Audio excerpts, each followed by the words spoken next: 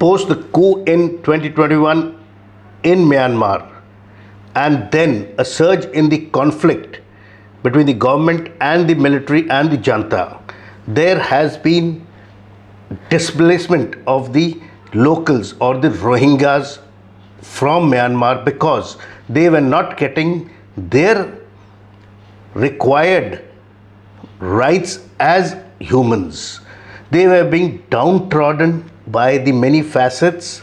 and being pushed out of Myanmar. So the UNHCR, or the United Nations Commission for Refugees, decided to streamline this process of migrants going out of Myanmar, and so that they do not become illegal immigrants into the countries, and the countries which are suffering the brunt are India, Thailand, Malaysia, Bangladesh and some other Southeast Asian countries. So this displacement, to make it more viable and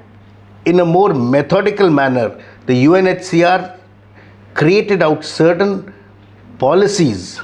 So since October 23, there has been an increased displacement within the country and outflows across the border, and the protection and the humanitarian outlook for 2025 appears increasingly bleak and likely to worsen. The impact has been felt across the region and is triggering onward movements of refugees requiring the application of a route-based approach by the UNHCR and its partners. Amid the escalating conflict and widespread violence, UNHCR is urging all the states to grant civilians fleeing Myanmar access to the territory, to uphold the right to seek asylum, and to adhere to the principle of refoulement in accordance with the guidance note on the international protection needs of people fleeing Myanmar.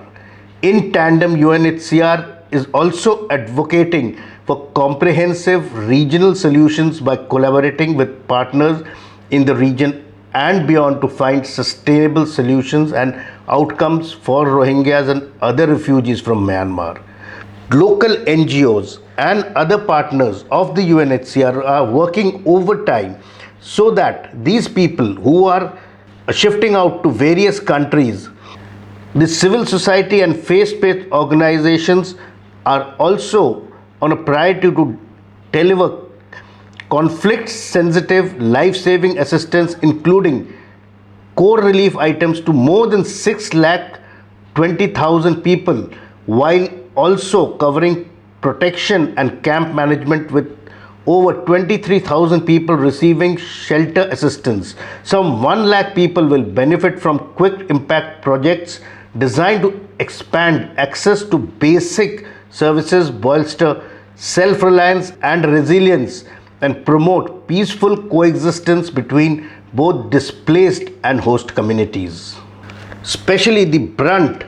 of the migrancy is being borne by Bangladesh, and these peoples are moving into India also, and there have been political discussions and pinpricks by the political parties in India over these Rohingyas, which need to be stopped, and these people given a human look so that their lives can be brought up and a quality of life given to them. In Bangladesh, over the 7 years after the large-scale arrival of these Rohingya refugees, the UNHCR is advocating strongly for solutions for these refugees, emphasizing the critical importance of upholding the right to return in safety and dignity.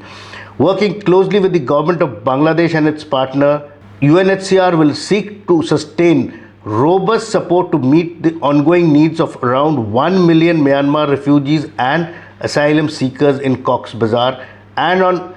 Bhasanchar Island, focusing on essential services such as shelter, health care, education and protection. At the same time, across the region, UNHCR is accelerating efforts to expand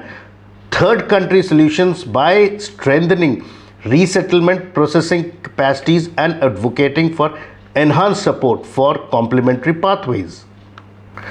Also in 2025, the UNHCR is vying out solutions for displacing or taking these Rohingyas to countries like Australia, Canada, US, and also Ireland and UK, so that they movements can be legalized and they, again, like I said, be given a legal status from where they are staying and to where they will be staying. Now, the UNHCR will prioritize access to legal identity of all the Rohingya by supporting all states in the region, including countries of origin, transit, and destination, to achieve universal birth registration, registration of other vital events, and they will also advocate for removal of barriers faced by displaced and stateless people in accessing civil registration and identity documentation, promoting legislative reforms to prevent and reduce statelessness. There has been a rise in irregular maritime movements posing significant risk to the lives of the refugees and asylum seekers.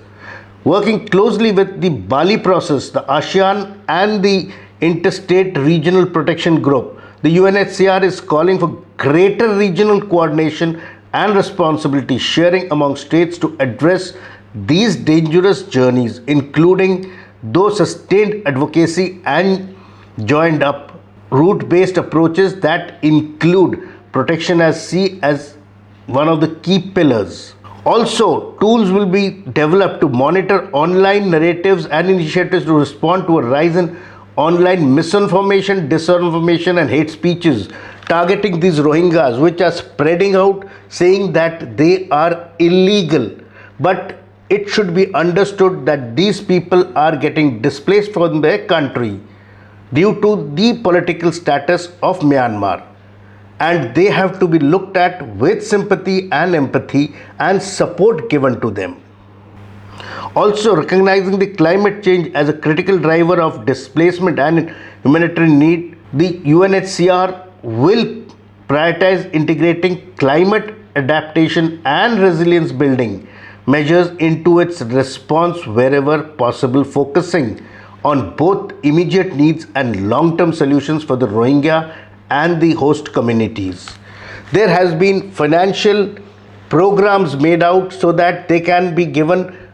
a level of financial support by the states and things given to them as aids. So let us look at these people with sympathy and try to give them a quality of life like the UNHCR is trying, where all people across the world need to have their basic rights in place. So let us